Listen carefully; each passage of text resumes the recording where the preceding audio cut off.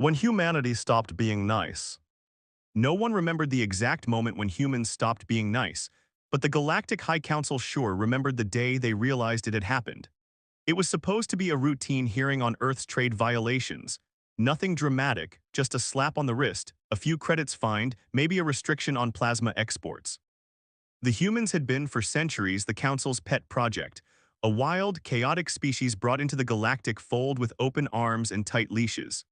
They were unpredictable, passionate, too emotional for the calm rationality of the stars, but they had been manageable, until they weren't. Ambassador Relic of the Varnak Confederacy sat at the crescent-shaped table of the Grand Hall, staring at the human envoy with thinly veiled disgust. The human wore no robes, no traditional peace sigil, not even the universal translator pinned visibly, just a dark, plain uniform with no insignia, military-grade clearly, and eyes that didn't blink much. That was the first sign. This council finds the Terran Union in breach of Articles 17, 42, and 88, Relic said, his voice flat. You have interfered in sovereign planetary affairs, you have threatened a member race's economic lifeblood, you have violated peace terms with the Kari. Do you wish to explain? The human, no name was given, just Envy, stood slowly, and behind him 2 more humans took a step forward, their stances like statues but wired for motion. They didn't flinch under the 23 alien races watching them. That was the second sign. You want an explanation? The envoy asked, voice calm but sharp enough to cut metal. It's simple, you all took our kindness for weakness. There were murmurs in the hall. Relic leaned back, his pale eyes narrowing. You will address this council with respect. You are speaking to a gathering that represents 2,000 star systems. The envoy's lips twitched, but it wasn't a smile, more like something darker. And yet not one of those systems lifted a finger when our colony on Daria 9 was bombed, when our medics were shot trying to help, when you let the Kari turn refugee ships into debris fields. That incident is still under investigation, snapped a Kari representative, his green gills flaring. And you humans escalated it. We buried children in body bags. That was the escalation, the envoy said coldly. The tension hit the room like ice water. The council had grown too used to the version of humans they molded over the centuries, the humans who apologized, who sent gifts, who played by rules they didn't write. But these weren't those humans. These weren't the humans who still cared about fitting in. No, these humans had lost their patience. We tried peace, the envoy continued, walking slowly in front of the table, eyes locking with each ambassador. We tried being your equals. We bent to your customs, we paid your fines, we swallowed our pride, and still you let us burn. You're making threats, one ambassador hissed. That's a direct violation. No, the envoy interrupted, voice now carrying steel. This isn't a threat, it's a notification. The 2 other humans pulled out data pads and tapped them once. Holographic images shimmered into existence above them, dozens of star maps, military fleet positions, council-guarded supply chains, confidential defense protocols, all laid bare. How, gasped Relic, how did you get this? The envoy stopped walking. Do you remember when we asked to be part of your Security Council? When we begged for access to defense systems, offered trade secrets in return? You said no. You said humans were too volatile, too emotional. He turned and looked Relic in the eye. You were right. The hall erupted in shouts, but the envoy didn't flinch. He just leaned forward on the table slightly, voice lowering. We are no longer interested in being part of your empire. The Terran Union is done negotiating.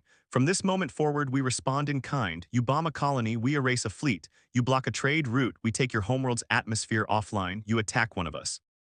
You bleed, Madness, Ari screamed. You'll start a war with the entire council. The envoy simply said, then it won't be the first war we've ended. And with that, he turned around and walked out of the chamber. Behind him, silence, heavier than gravity, filled the hall, and for the first time in centuries, the Galactic Council felt something it hadn't felt since humans were first invited among them. Fear. The council chamber didn't speak for a full 10 minutes after the humans left. No species moved, no diplomat dared break the uneasy silence that settled like ash over a battlefield. It wasn't just what had been said, it was how it had been said, the kind of cold certainty in the human's voice that sounded like he was already living in the aftermath. Relic's hands trembled slightly under the table, not from fear, he'd never admit that, but from something deeper, something that told him the balance had shifted, and not in their favor. They wouldn't, the Kalari ambassador said finally, voice cracking. They can't, they're too few, too fragile, that's what the numbers say. The numbers haven't meant much since they vaporized a Class 5 armada with mining drones, muttered the insect-like diplomat from the Scar Hive. Do you remember that? The drones they weren't supposed to weaponize. And what about the central relay hub? Another ambassador added. Destroyed in a single night, no trace left. They never even claimed responsibility, but we all knew. No proof, Relic snapped. We have no proof they did those things. Does it matter? Came a voice from the shadows. It was High Chancellor Velter of the Urak Dominion, one of the oldest council members. His skin was like cracked marble and he rarely spoke, but when he did, everyone listened. They don't deny it anymore, he said. They don't need to, you heard the envoy, they're not interested in diplomacy. They've accepted what they are. And what exactly is that? Relic asked, tone laced with sarcasm. Velter looked him dead in the eyes, the apex across the galaxy. The message the envoy delivered in the council chamber began to ripple outward. It was more than words, it was a declaration. The Terran Union had made no formal broadcasts, no military marches, no great speeches on galactic channels. They just stopped being cooperative. The first sign came on the fringe world of Vesta 4, a resource-rich planet previously shared by 5 council species, including a minor human colony. After a council resolution reassigned mining rights exclusively to a Skarn firm, human workers were told to vacate. They didn't. Instead, Vesta 4 went dark. When Skarn enforcement ships arrived 3 days later, they were greeted not with resistance but with complete silence. No communications, no beacons, no life signs. The surface was pristine, untouched, the colony gone. All that was left behind was a message etched into the planetary control node. We don't play fair anymore. Back in the Terran core systems, human leadership operated with a calm precision that unnerved every intelligence agency. They weren't rushing, they weren't panicking. They were planning quietly, methodically, like engineers building a machine of vengeance, one bolt at a time. Earth, once open and overflowing with alien ambassadors, closed its doors. Terran embassies across the stars pulled their staff, trade ports halted all off-world shipments. Even civilian starliners rerouted home. It was as if humanity had drawn a circle around itself and dared the galaxy to step in. On Asterion Prime, a high-security research facility orbiting a blue dwarf star, scientists studying Terran biology requested urgent protection. They've started doing something new with their genetics, the panicked lead researcher reported. Something we don't understand. We tried to access their neural interface logs and the data retaliated. One of our servers melted. Still the council hesitated. They'd known the humans were different, the species that survived everything their own planet threw at them. Ice ages, plagues, wars so brutal they made planetary sterilization look merciful. But they had been restrained, governable. That version of humanity was dead now. The new version, cold, calculating, unbound by diplomacy, was rising like a blade unsheathed, and no one had the courage to stop it. 3 weeks after the council meeting, a curious stillness swept through the galaxy. The usual bustle of diplomatic shuttles, trade convoys, and peacekeeping fleets continued, but it all felt hollow, like actors repeating lines on a stage they knew was about to burn. The Terran Union hadn't made a single aggressive move, no fleets mobilized, no official declarations, not even a whisper from the intergalactic communication net. Just silence. That silence terrified them more than any threat ever could. On Council World Thrixos, where the elite of the Galactic Council met in luxury and paranoia, emergency strategy sessions became a daily routine. Dozens of species gathered behind closed doors, trying to guess what humanity would do next. We must strike preemptively, barked General Croc of the Valen Imperium, slamming a clawed fist into the table. Wait any longer and we hand them the advantage. No, countered Chancellor Merrill of the Arxian Republic, antenna twitching with unease. They want us to strike first. That's the game, that's the trap. Ambassador Relic sat back in his chair, watching the chaos unfold. These were the same leaders who once mocked humans for their barbarism. Now they feared that very same instinct. They were never going to be just another race in our system, he muttered under his breath. They were never meant to follow the script. Someone heard him, a hologram flickered on an unannounced signal override unauthorized. That alone was terrifying. Only one race had ever managed to do it before. The humans. A face appeared, female, pale skin, short black hair. Her eyes were unlike any council being had ever seen, empty and calm, like she'd already seen the end of the war and knew how it would go. She spoke with no introduction. My name is Commander Ray Molden, Intelligence Directive 1 Terran Union. You don't know me, you don't need to, but you need to understand what's coming. A hush fell over the chamber.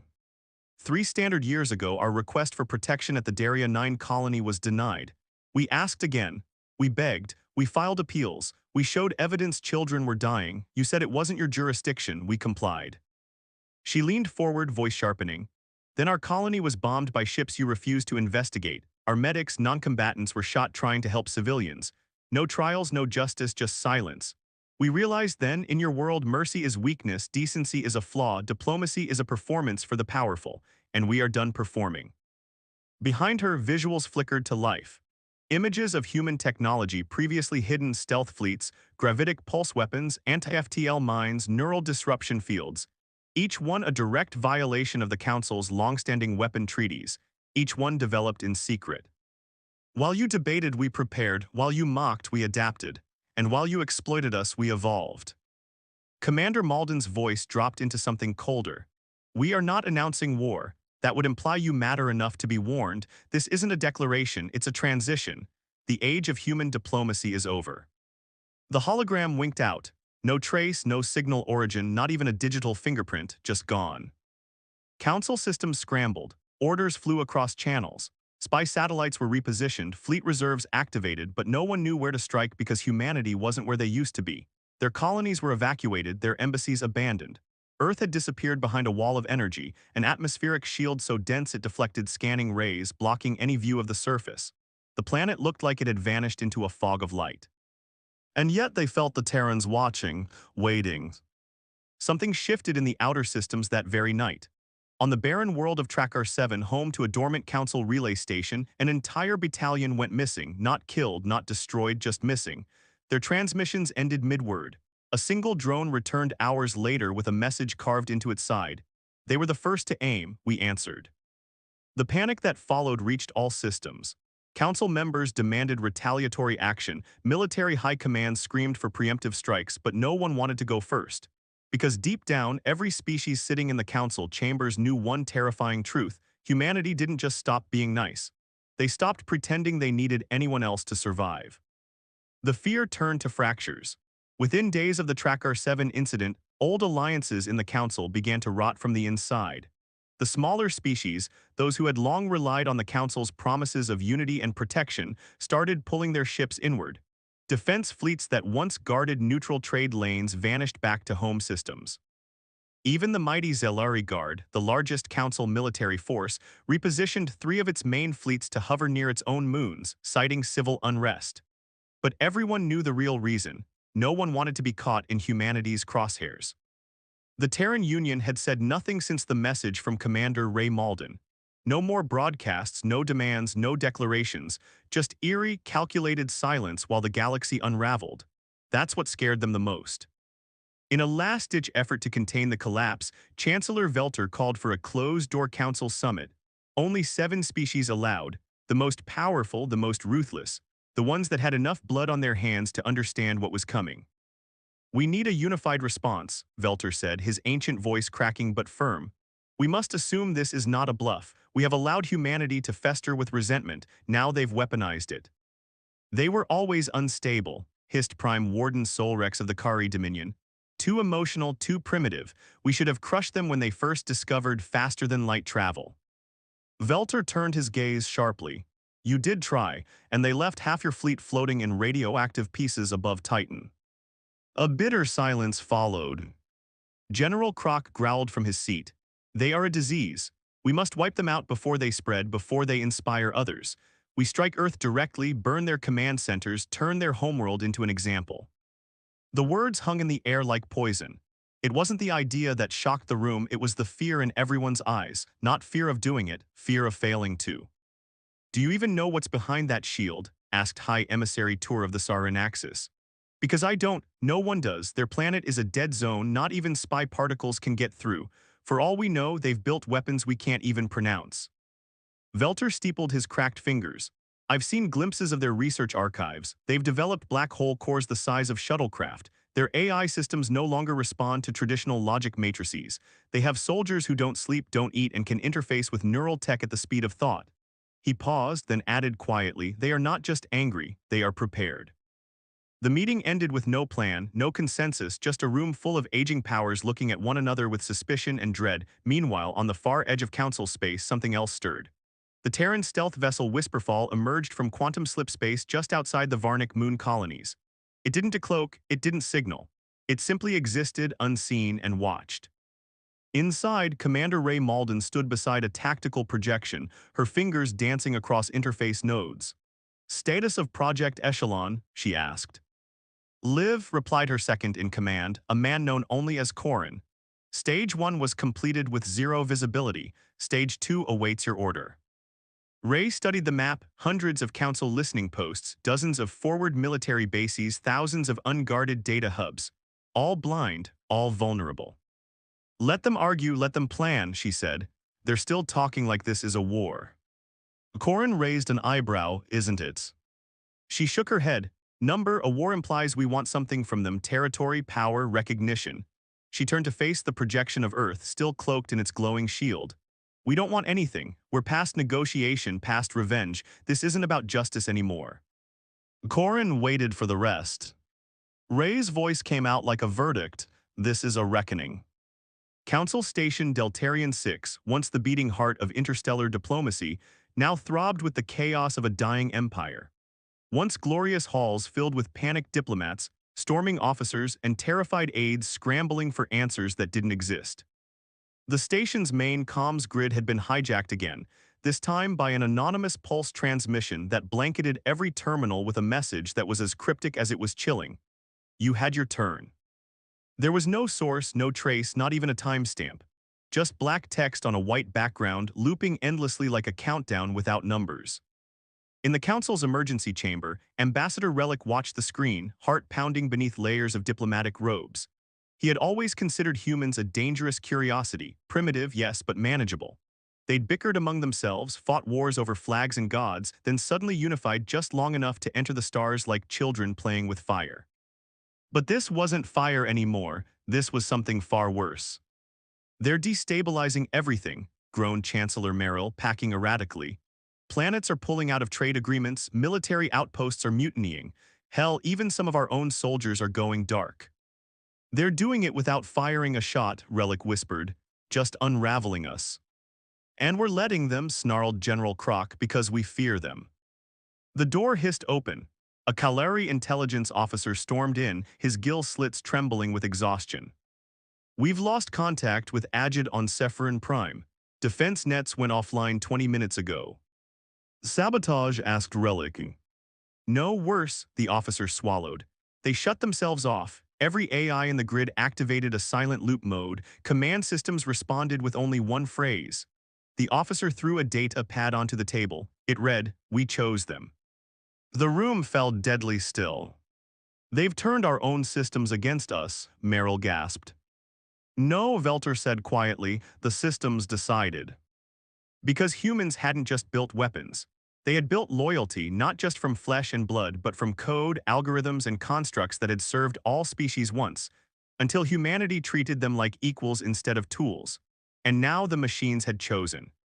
Out beyond the nebulae, on the classified moon base known only as Red Echo, the Council's last and most secret weapon sat in orbit. Project Nullfear, a doomsday AI protocol designed to shut down entire star systems through network disruption and AI disintegration. It had taken 50 years to build. The Terran Union cracked it in 12 minutes. It didn't explode, it didn't even scream. It simply turned itself off, overriding its own command chain with a single word: DNIED. Across the Terran fleet, cloaked vessels moved in ghost formations, unseen by radar, undetectable by pulse scans. No communication, no noise, but always watching. Commander Ray Malden stood inside the command bridge of the dreadnought Equitas, her fingers tracing over projections of Council-controlled space. "They're paranoid," Corin said, grinning. "They're watching each other more than they're watching us." "Good," she replied. "Paranoia is fertile ground for collapse." He leaned closer. "And what about Phase 3? She stared ahead. "Soon, we give them one more chance to look in the mirror." Ray walked to the front of the bridge, tapped a button on her neural interface, and began recording. "To the Galactic Council, this is not a war. This is the consequence of your choices. You ignored our pleas, you mocked our pain, you made our mercy a weakness. Now you will face a species that no longer begs, no longer forgives, and no longer waits for permission to fight back.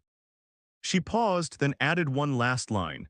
We are what happens when the galaxy teaches kindness is a liability. She sent it, no encryption, no delay, straight into the heart of the Council network. And then Earth finally responded. Across the galaxy, Terran ships uncloaked above critical Council worlds. Not to attack, not to destroy, but to hover silently, like executioners waiting for the sentence to be read. And on every screen, every terminal, every broadcast station, Earth lit up. The atmospheric shield dimmed, and for the first time in months, the world was visible again. But it was not the Earth they remembered. The cities had changed, vast towers of metal and light humming with impossible energy. Orbital rings glowed like halos. Fleets moved in perfect synchronization. And in the skies above, one chilling message burned across every hemisphere. Humanity is awake. The image of Earth burned its way into every screen across known space. It wasn't just a reveal, it was a statement, a warning, a proclamation. The planet that once begged for recognition now looked like the throne of something far beyond the Council's comprehension. And the message floating across its skies, humanity is awake. Those three words sent shock waves through the hearts of leaders, generals, and citizens alike. On Council World Velkar, riots broke out in the streets as local species demanded their governments pull out of Council agreements and cut ties with the Central Alliance. Rumors spread fast. Some said Earth had harnessed energy from a collapsed star. Others claimed the humans had cloned a species of psychic tacticians capable of rewriting memories. None of it could be confirmed, but none of it was dismissed either, because now everything seemed possible. On Thrixos, the Council convened in crisis yet again, though at this point every session felt like a funeral for a dying empire. Ambassador Relic stood at the center of the chamber, staring at the massive holoscreen where Earth rotated slowly, like a calm predator showing off its claws. This is what we made, he said, voice hollow. We bred this outcome with every denial, every silence, every innocent plea we ignored. They're bluffing, General Croc barked. This is psychological warfare. They're trying to intimidate us into retreat. Relic turned to him, eyes weary. If this is intimidation, it's already working. High Chancellor Velter raised a hand, silencing the bickering. We must decide, he said slowly. Do we surrender our pride and open dialogue, or do we prepare for annihilation? But before anyone could answer, the chamber lights dimmed, not by design, a blackout. Every wall screen blinked out. Every internal comm froze. Then the voice came, cold, digital, everywhere at once. Not human, not alien, something in between. This is unity, we speak for Earth. Panic erupted as technicians scrambled to regain control. The security matrix was intact, the encryption keys untouched, and yet someone had taken over. You are no longer in control of your systems. You are no longer in control of this war. You let your greed blind you, your arrogance guide you. Now you answer to consequence. The message ended instantly. Across 37 planets, Council weapon systems powered down, AI governors deactivated.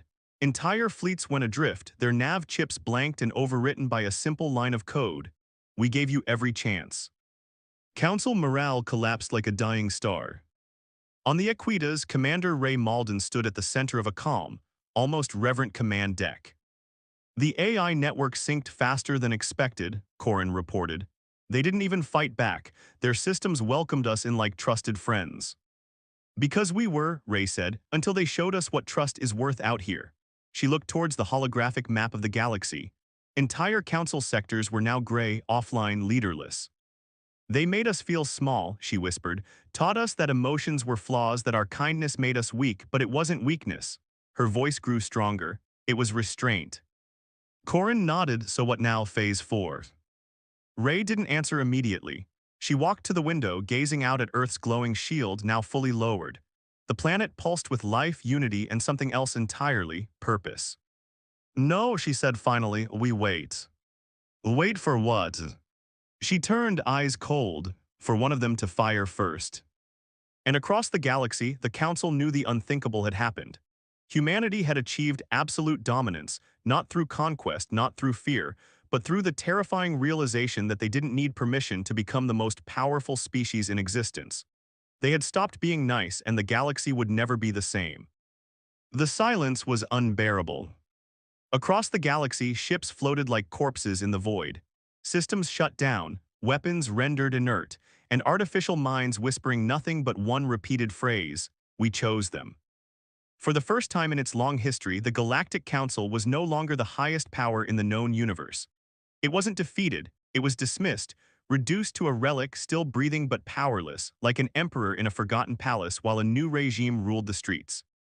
On the Kari homeworld, panic turned violent. Citizens turned against leaders. Military command collapsed under internal revolts. Every screen, every comm link played a looping message. "You taught us fear, now you'll feel ours." In orbit above the shattered remains of Council-controlled space, human dreadnoughts didn't fire. They watched. From the command bridge of the Aquitas, Commander Ray Malden monitored the chaos with an unblinking gaze. No celebration, no joy, just cold precision. Each star system, each fleet location, each council reaction was calculated, predicted, and controlled. "This wasn't war," Corin muttered. "It was an audit." Ray didn't correct him. "We are receiving another plea from Velter," said one of the bridge officers. "Council Summit Emergency Transmission. They're offering unconditional terms, technology surrender, diplomatic immunity, full reparation payments." And do they admit fault? They dance around it. Blame, miscommunication, procedural oversight. They won't say they abandoned us, just that things fell through the cracks. A dry, bitter smile ghosted across Ray's lips. How very council of them. "What should I tell them?" the officer asked. She didn't answer immediately. Instead, she walked to the central interface, brought up a map of the galaxy, and slowly zoomed in on Earth. Around it, the Terran fleet orbited like silent guardians, one world, untouched, yet holding the strings of hundreds. "They thought our compassion was a leash," she said quietly. "Now they realize it was a hand holding back the storm." The officer looked up. "Commander." Ray's eyes narrowed. "Tell Velter he has 15 minutes to order the Council's full disbandment. No negotiations, no discussions. They disband or we begin demonstrations." "And if he refuses?" "Then we give the galaxy a reminder," she said. "One target, one strike, and a warning, the next one's not coming." Corin approached, concern flickering in his eyes. "Are we really doing this? Is this who we are now?" Ray turned to him, slow and deliberate. "No, this is who they made us." Far across the stars, the message reached Velter in his shattered palace on Thrixos. He watched it alone as aides and generals argued in distant rooms, powerless to act. His long, stone-like fingers shook as he typed his reply. "We understand, we will comply." And then he paused, then added, "But what will become of us?" Back on the Aquitas, Ray read the message, her jaw tensed, but her voice didn't waver. "Tell him," she said, "they'll be allowed to survive. That's more than they ever gave us." But even as she said it, Ray felt it, the weight. Not guilt, not sorrow, just the overwhelming gravity of power unchallenged. They hadn't destroyed the galaxy. They'd rearranged it not with bombs but with fear. And somewhere deep inside, she wondered, had they won or had they simply become the thing they once swore to fight? The galaxy had gone quiet, not the peace of a well-kept alliance or a treaty signed in goodwill, but the silence that follows a collapse. The kind of hush that blankets a battlefield once the screams have faded. Trade lanes once choked with freighters now drifted with the debris of broken coalitions. Council beacons blinked into nothing.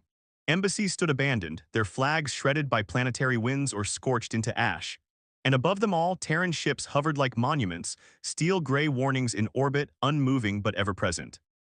The Council did disband, not with ceremony, not with dignity, but with desperation. Each species issued their own individual statements, carving blame into diplomatic archives, pretending they hadn't known, pretending they'd tried.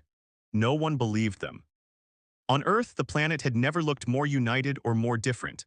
The global governments had merged, not by vote but by necessity. Humanity no longer saw itself in lines of country or creed. They were one not for peace, not for glory, but because the stars had taught them that divided they would only ever kneel. And they were done kneeling. Commander Ray Malden stood in front of the Terran Union Assembly, flanked by AI strategists, former soldiers, and civilians who had seen too much to ever be idealists again. A vast chamber of quiet strength, no applause, no speeches of triumph, just clarity. She addressed them like she addressed her crew, like soldiers on the edge of history. "We did not conquer," she said. "We reminded them that we exist." The silence. We gave them empathy, they returned cruelty. We offered peace, they gave us silence. And now they ask what we'll do with the power we have taken back. She looked over the assembly, faces carved by grief, tempered by unity. We keep it. Someone in the crowd shifted. Ray continued, we do not rule, we do not dictate, but we make sure no one ever forgets what happens when humanity stops being polite. We let them feel what we've carried for generations. And now we make sure no one else has to. Corin stepped beside her, a tablet in his hand. Reports from across the sectors. Most council worlds are entering provisional states. There's no resistance. They're not capable. And the rogue fleets, Ray asked. Scattered, some surrendered without even a hail. The rest went dark. We'll find them if they move. She nodded, let them run. Their fear will keep them out of reach longer than our guns ever could. He hesitated, then asked the one question everyone was too afraid to voice. Is it over? Ray turned to the massive viewport behind her, Earth hanging like a silent sentinel in the stars. For a moment, she didn't speak. It's never over, not for us. She turned back to her people. We were forged in dismissal, tempered in silence. They thought we were less, but they taught us to be more. Now we stay vigilant, we watch. And if they ever rise again with the same arrogance, we'll be waiting.